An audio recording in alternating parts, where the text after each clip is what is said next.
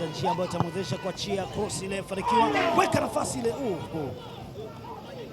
Bado anasakamwa Simba ndani ya box, jaribu kuachia mkwaju ule. Yes! Moja mazuri sana, anakwenda kuwatuliza, anakwenda kuambia doze, na anakwenda kucheza mapiano ya staili yake.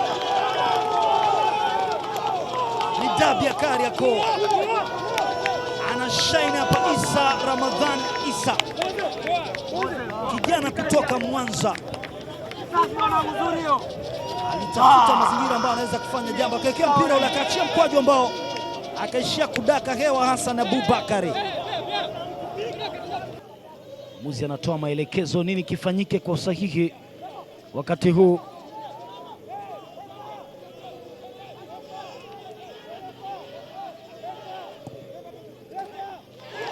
Imekaa kwenye kamba. Yes, wamelevel scoreboard. Simba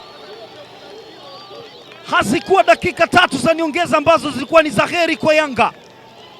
Wanafanikiwa kulevel scoreboard vijana wa Simba. Itaishaje ikiwa bado muda haujatimia? Lakini ni katika dakika za nyongeza unaondoshwa utawala wa Young Africans katika namba za mabao kwenye scoreboard. Lakini wako taban Yanga. Ni furaha kubwa kwa Simba, iliachiwa mkwaju wa mbali kabisa, ule golikipa ameshindwa kucheza. What a strike!